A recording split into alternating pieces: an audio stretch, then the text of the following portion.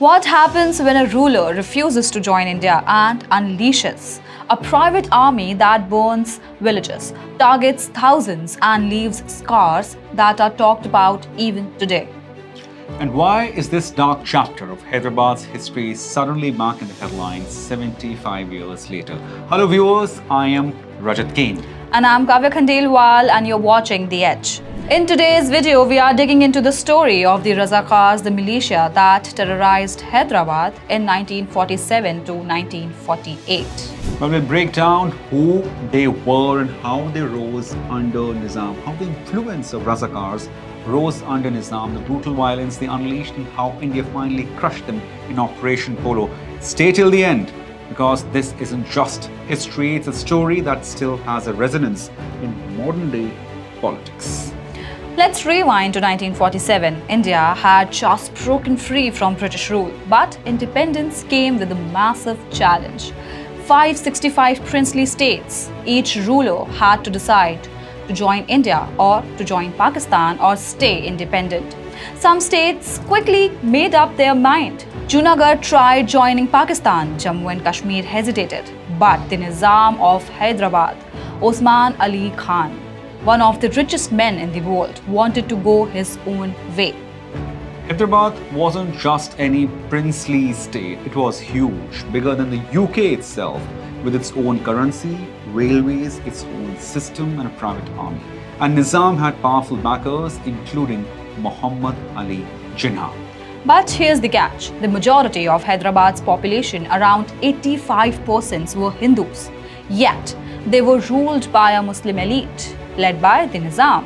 To hold on to power, the Nizam relied on a militia known as the Razakars. Now, who were these Razakars? Let's explain for the benefit of our viewers. The Razakars weren't just some random street mob. They were paramilitary wing of Majlis-e-Ittehadul Muslimin, or the MIM, a party created in 1926. Under Qasim Rizvi, a fiery lawyer educated at Aligarh Muslim University, the Razakars became Hyderabad's muscle. They weren't just protecting Nizam, they wanted Hyderabad to be declared a Muslim state. Rizvi openly challenged the government of India. By 1947, as India was celebrating independence, the people of Hyderabad, especially Hindus, were living in terror. Razakars began a campaign of ethnic violence. Villages were burned, families were targeted, women were assaulted. Anyone who demanded Hyderabad's merger with India was silenced. Even the Muslims who disagreed, like journalist Shoaibullah Khan, were murdered. The chaos got so bad that Home Minister Sardar Patel warned an independent Hyderabad would be like a cancer in India's belly. Now, the real tipping point came when reports of massacres started surfacing. In Bidar, Gulbarg, and rural Telangana, Hindus were targeted. Even Congress leader Mallikarjun Kharge, then just 6 years old, lost his mother and sister in Razakar raid. The violence was out of control. The newly independent Indian government faced a choice: tolerate a hostile state in the heart of India or take decisive action. That decisive action came in September 1948 with Operation Polo. Well, codenamed as Godard Plan, it was India's first major internal military campaign. The goal: defeat Nizam's army and crush Razakars in just 5 days. That was quite a significant operation, Kavya. Now, hear it how it went. Western Front. Indian Army, led by Major General J.N. Chaudhary, advanced from Sholapur towards Hyderabad, backed by tanks, artillery, and air support. Eastern Front, another column moved from Vijayawada, clearing out strongholds along the way. Air Force role Hawker Tempest aircraft bombed Razakar positions, stopped convoys, and destroyed communication lines. The psychological impact was huge. Razakar fighters fled as soon as they heard aircraft overhead. Within days, Indian troops captured key towns: Tuljapur, Bidar, and Latur. The Razakars fought, but they were no match for a modern army. On September 17, 1948, Nizam's commander, Major General L. Adrous, surrendered to Indian forces in Secunderabad.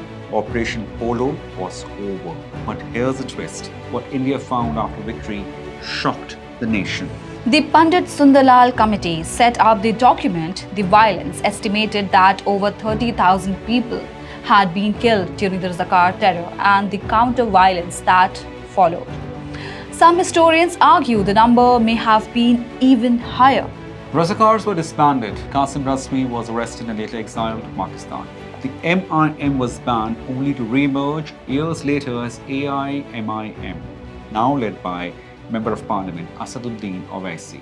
And the Nizam, the once defiant ruler who dreamed of independence, ended up joining India.